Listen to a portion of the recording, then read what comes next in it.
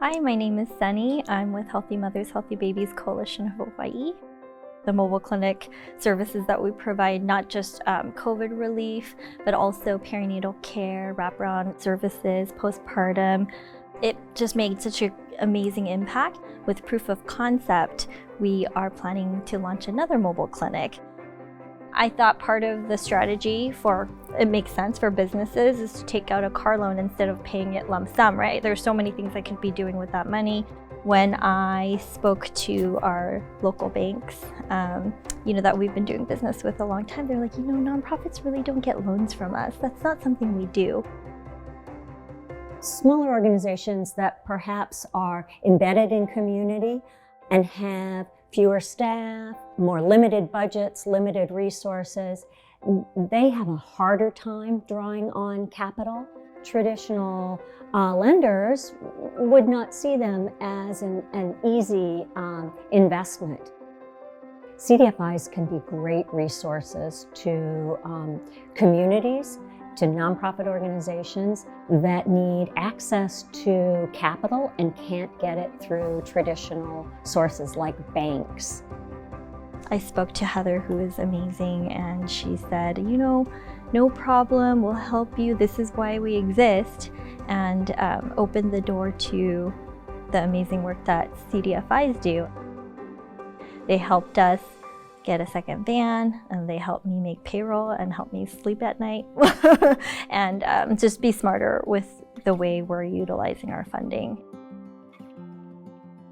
What we see all across the country is that it is hard. Community development work is very hard, and community development finance is still an emerging area that doesn't have enough resources. Hawaii was far behind the nation in terms of CDFIs and our own capacity. And so it made perfect sense that we engage and partner to help Hawaii get its fair share. We are one of several local and one national funding partner who together are combining dollars around a common goal of enhancing and growing the capacity of 6 Hawaii-based CDFIs. So the cohort is a network of Hawaii's certified community development financial institutions, or CDFIs, that are loan funds. They were brought together really by the Kresge Foundation. It was a handful of CDFIs saying, we're putting out an RFP looking for a partner to help administer the program because we want some support, but they designed the program. Coming together, even though it was by Zoom, and just talking about what are the pain points we're having. And then Hawaii Community Foundation's ability to take all of that and lay out like an annual training strategy. Hawaii Community Foundation hired some consultants to work with us individually, and then they kind of had some broad support, which I found helpful for us to put together an application, have some access to information that we needed. Beyond the funding itself, I think that the resources to make us a better organization, governance-wise and otherwise, has been really helpful. I'm excited about having deeper connections between the CDFIs. I think that by communicating and having trusting relationships really is a foundation to be able to take advantage of opportunities when they come up. Previous to this cohort, I would say hard to get ego out of the picture, right? People were looking at each other as competitors when the need is so great. By finding the interconnections between the CDFIs, we might be able to lend support, whether it's testimony or support somebody else's application for something. When something comes up and it's hard, I can call Ian at CNHA, or I can talk to Jean, right, at Habitat for Humanity, like on a Friday night when we're all done with work, but something comes up that needs to get addressed by the weekend. That relationship piece is so important.